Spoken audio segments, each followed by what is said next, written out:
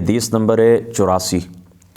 اس کے جو راوی ہیں یہ حضرت سیدنا ابو موسیٰ اشعری رضی اللہ تعالیٰ عنہ، آپ کی ذات اقدس۔ حضرت ابو موسیٰ اشعری رضی اللہ تعالیٰ عنہ آپ رسول پاک صلی اللہ تعالیٰ علیہ وآلہ وسلم آپ کے صحابی ہیں، حضور علیہ الصلاۃ والسلام کے صحابی ہیں۔ آپ فرماتے ہیں کہ قام فینا رسول اللہ صلی اللہ تعالیٰ علیہ وآلہ وسلم بحمس کلمات، نبی پاک صلی اللہ تعالیٰ علیہ وآلہ وسلم ہمارے درمیان کھڑے ہوئے ہمیں 5 باتیں بتانے کے لیے۔ حضور علیہ السلام کھڑے ہوئے 5 کلمات کے بیانات کے لیے۔ پہلا کلمہ کون سا ہے؟ فقال ان اللہ تعالیٰ لا ینام ولا ينبغي له ان ینام۔ پہلا کلمہ یہ تھا نبی پاک صلی اللہ تعالیٰ علیہ وآلہ وسلم کا کہ اللہ تعالیٰ کی ذات سونے والی ذات نہیں ہے، نیند کرنے والی ذات نہیں ہے۔ ولا ينبغي له ان ینام، اور اللہ تعالیٰ کی شان کے لائق نہیں ہے کہ وہ سوئے۔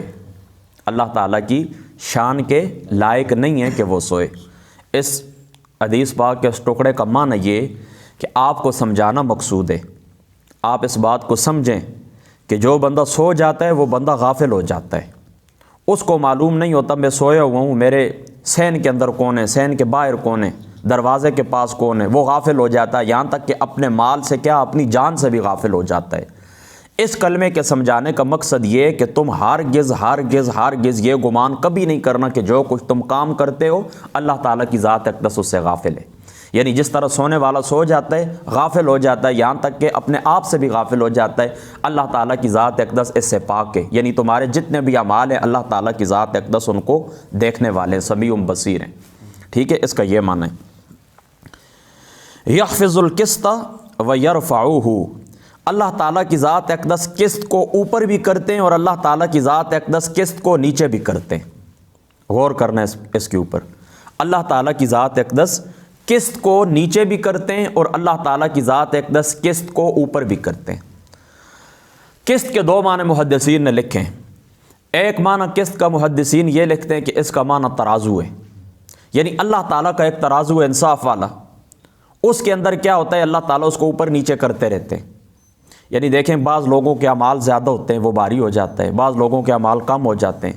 یہ قسط ہے، اللہ تعالیٰ کی ذات اقدس اس کو اوپر نیچے کرتے رہتے ہیں۔ لیکن اس طرف جانے سے پہلے آپ آسان سا معنی یہ یاد رکھیں، قسط کا ایک معنی ہوتا ہے رزق تقسیم کرنا۔ قسط کا ایک معنی کیا ہوتا ہے؟ رزق تقسیم کرنا۔ یعنی اللہ تعالیٰ کی ذات اقدس اپنی مخلوق کے اوپر رزق تقسیم فرماتے رہتے ہیں۔ اللہ تعالیٰ کی ذات اقدس اپنی مخلوق کے اوپر اپنی مخلوق کے اندر رزق تقسیم فرماتے رہتے ہیں۔ آقا علیہ الصلاۃ والسلام کا ایک فرمان ہے، اور وہ فرمان امام سیوطی صاحب رحمۃ اللہ تعالیٰ علیہ آپ نے شرح الصدور کے اندر لکھا ہے کہ حضور علیہ الصلاۃ والسلام فرماتے ہیں کہ اللہ تعالیٰ کی ذات اقدس نے اپنی مخلوق کے اندر جس طرح اخلاق تقسیم فرمائے اسی طرح اللہ تعالیٰ نے رزق بھی تقسیم فرمایا۔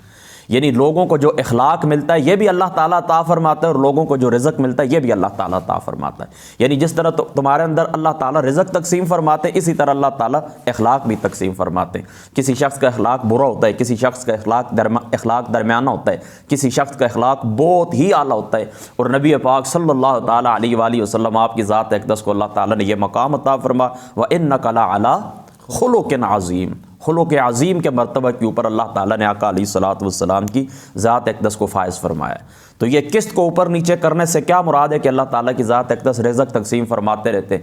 کسی کا رزق اللہ تعالیٰ کم کر دیتے ہیں، کسی کا رزق اللہ تعالیٰ زیادہ کر دیتے ہیں۔ یعنی بعض بندہ آپ معاشرے کے اندر وہ دیکھتے ہیں کہ اس کا رزق زیادہ ہوتا ہے لیکن اللہ تعالیٰ کی ذات اقدس اس کی نافرمانیوں کی وجہ سے اس کا رزق کم کر دیتے ہیں، اور بعض لوگ اس طرح ہوتے ہیں کہ ان کا رزق تھوڑا ہوتا ہے، وہ فرما برداری کرتے ہیں، اللہ تعالیٰ کسی بات کے اوپر راضی ہو جاتا ہے تو اللہ تعالیٰ کی ذات اقدس اس کا رزق بڑھا دیتے ہیں۔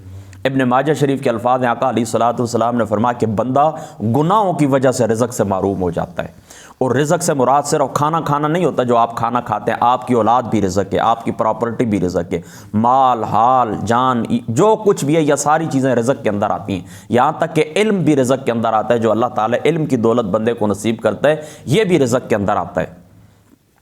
تو بندہ گناہوں کی وجہ سے ان سے محروم ہو جاتا ہے، گناہوں کی وجہ سے اولاد مر جاتی ہے، بندہ محروم ہو جاتا ہے رزق سے، گناہوں کی وجہ سے اللہ تعالیٰ کھیتیوں کو تباہ کر دیتے ہیں، فصل اچھی بلی ہوتی ہے، جس طرح وہ باغ والوں کا قصہ قرآن پاک کے اندر بھی آتا ہے کہ اپنے باغ کو دیکھ کر وہ اترائے، تو پھر انہوں نے کچھ باتیں کی تھی، وہ لمبے آگے انشاءاللہ تعالیٰ بیان کروں گا۔ تو اللہ تعالیٰ کیا کرتے ہیں، ہرا بھرا باغ ہوتا ہے تو وہ کیا سوکھ جاتا ہے، ہری بھری فصلیں ہوتی ہیں وہ تباہ ہو جاتی ہیں گناہوں کی وجہ سے۔ قرآن کے اندر اللہ تعالیٰ واضح طور کے اوپر فرماتا ہے ظہر الفساد فی البر والبحر، یہ خشکی اور تری کے اندر فساد ظاہر ہو گیا۔ کس بات کے اندر فساد ظاہر ہو گیا؟ کیوں فساد ظاہر ہو گیا؟ انسان کے کرتوتوں کی وجہ سے، یعنی یہ جو لوگ برائیاں کرتے ہیں ان کی وجہ سے خشکی اور تری کے اندر عذاب آتے ہیں اور فساد ہوتے ہیں، ٹھیک ہے۔ تو اللہ تعالیٰ کی ذات اقدس کیا کرتے ہیں، یحفظ القسط ویرفعہ، کہ اللہ تعالیٰ کی ذات اقدس قسط کو اوپر نیچے کرتے رہتے ہیں۔ بعض لوگوں کا رزق اللہ تعالیٰ دن کے وقت بڑھا دیتے ہیں، شام کے وقت گھٹ جاتا ہے۔ کل یوم ہوا فی شان، اللہ تعالیٰ کی ذات اقدس روزانہ اس کی ایک شان ہے، یعنی روزانہ بعض لوگوں کی وہ موت کے فیصلے کرتا ہے، بعض لوگوں کو زندگی عطا فرماتا ہے، بعض کے رزق اللہ تعالیٰ وسیع فرما دیتے ہیں، بعض کے کم فرما دیتے ہیں، بعض کی اولاد ہوتی ہے اللہ تعالیٰ ان کو لے جاتے ہیں، بعض کی اولاد نہیں ہوتی نصیب میں اللہ تعالیٰ کر دیتے ہیں، بعض بچے ہوتے ہیں جوان ہو جاتے ہیں، جوان بوڑھے ہو جاتے ہیں، روزانہ اللہ تعالیٰ کی ایک شان ہے، ٹھیک ہے، یہ اس کی طرف اشارہ ہے۔ اچھا جی، یرفع الیہ عمل اللیل قبل عمل النہار، تمہارا اللہ تعالیٰ کی ذات اقدس کی طرف عمل چڑھ کے جاتا ہے۔ کون سا عمل؟ عمل اللیل، رات کا عمل۔ اللہ تعالیٰ کی بارگاہ کے اندر تمہارا رات کا عمل جاتا ہے کس وقت؟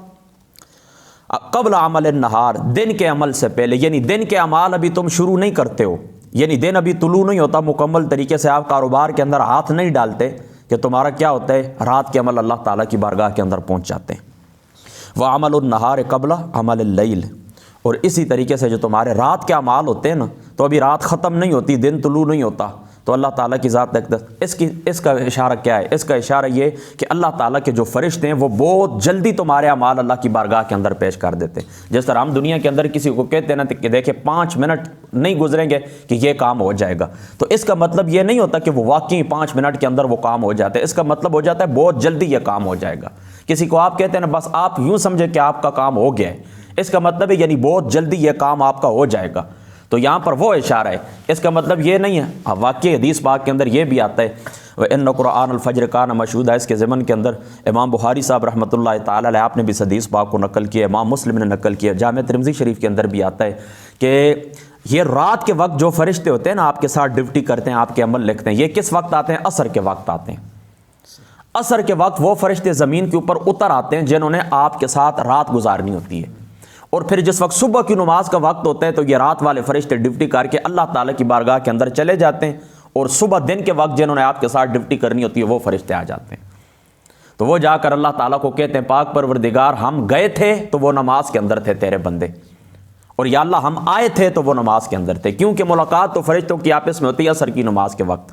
عصر کے وقت رات والے فرشتے آ جاتے ہیں اور دن والے واپس ہوتے ہیں، تو ان کی آپس میں ملاقات ہوتی ہے، تو یہ آپ کو چھوڑ کے جاتے ہیں تو آپ عصر کی نماز کے اندر ہوتے ہیں۔ پھر اس طرح ہوتا ہے کہ وہ صبح والے آتے ہیں، رات والے جانے والے ہوتے ہیں، ان کی پھر صبح ملاقات ہوتی ہے، تو پھر آپ اس وقت نماز میں ہوتے ہیں۔ اس لیے صبح کی نماز کی اور عصر کی نماز کی آقا علیہ الصلوۃ والسلام نے خصوصی تاکید فرمائی ہے، من صلی البردین دخل الجنہ، جو بندہ 2 ٹھنڈی نمازیں ادا کرے گا اللہ اس کو جنت عطا فرمائے گا۔ 2 ٹھنڈی نمازیں کون سی؟ عصر کی نماز اور صبح کی نماز، کیونکہ یہ فرشتے اس وقت ان کی تبدیلیوں کا وقت ہوتا ہے، جس طرح دنیا کے اندر بھی دیکھیں نا، آپ اسپتال کے اندر جائیں، تھانے کے اندر جائیں، جس وقت ان کی یہ جو کام کرنے والا عملہ ہوتا ہے ان کی ڈیوٹیاں چینج ہوتے ہیں، ایک عملہ آتا ہے دوسرا جاتا ہے، ان دونوں کی آپس میں ملاقات گیٹ کے اوپر ہوتی ہے، جو آنے والے ہوتے ہیں اسپتال کے اندر داخل ہوتے ہیں، جانے والے ان سے ملتے ہیں، اسی طرح شام کا وقت ہوتا ہے، تو ان فرشتوں کی آپس میں ملاقاتیں ہوتی ہیں، تو یہ اللہ تعالیٰ کی بارگاہ کے اندر جا کر کہتے ہیں کہ پروردگار ہم تو آئے تھے، ہم تو گواہی دیتے ہیں، ہم آئے تھے پروردگار تیرے بندے نماز کے اندر تھے، یا اللہ ہم گئے تھے تو تیرے بندے نماز کے اندر تھے۔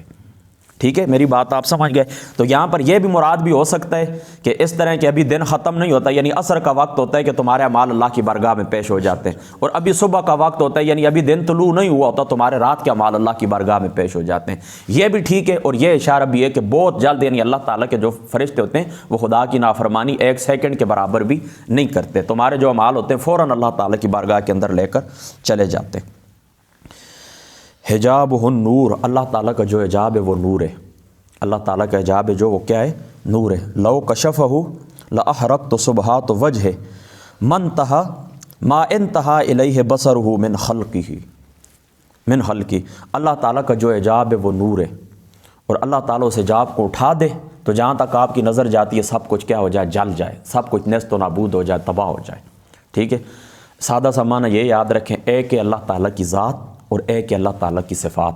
جو اللہ تعالیٰ کی صفات ہیں وہ پردہ ہیں، یعنی مخلوق کھوئی ہوئی ہے کس کے اندر؟ اللہ تعالیٰ کی صفات کے اندر۔ مخلوق کی جتنی بھی سیر ہے وہ کس کے اندر ہے؟ اللہ تعالیٰ کے صفات کے پردوں کے اندر ہے، اور یہ جو صفات ہیں یہ اللہ تعالیٰ کا پردے ہیں، اس کے اندر اللہ تعالیٰ کی ذات ہے۔ یعنی یہ جو صفات ہیں اللہ تعالیٰ کے پردے ہیں، یعنی اس طرح تو نہیں ہو سکتا نا کہ ہم کہیں کہ اللہ تعالیٰ کی ذات اقدس کے آگے نور کا پردہ ہے، کیونکہ جو پردہ لٹکانے والا ہوتا ہے نا، تو پھر جس کے آگے پردہ لٹکائے ہوتا ہے یعنی محجوب، اس کے اوپر وہ غلبہ پانے والا ہوتا ہے، اور اللہ تعالیٰ کی ذات تو اس بات سے پاک ہے۔ تو اللہ تعالیٰ پردے میں کیا مطلب؟ مخلوق کے اعتبار سے، ہمارے اعتبار سے بذات خود اللہ تعالیٰ کی ذات اقدس کسی پردے کے اندر نہیں، ہماری آنکھوں کے سامنے پردے ہیں، اور وہ پردے کون سے ہیں؟ اللہ تعالیٰ کی جو ذات ہے اس کے انوار و تجلیات کے پردے ہیں، اللہ تعالیٰ کی جو صفات ہیں صفات کے نور کے پردے ہیں، یہ اللہ تعالیٰ کا پردہ ہے۔ اور اگر اللہ تعالیٰ کی ذات اقدس ان پردوں کو اٹھا دے تو پھر جو دنیا ہے یہ اللہ تعالیٰ کی ذات کا جو نور ہے اس کا تحمل نہ کر سکے اور ساری دنیا تباہ ہو جائے، ٹھیک ہے۔ دو حدیثیں اور بھی تھی، بہرحال چلو بات لمبی ہو گئی، اتنی کافی۔ اللہ تعالیٰ کی ذات اقدس عمل کی توفیق عطا فرما، واخر دعوانا الحمدللہ۔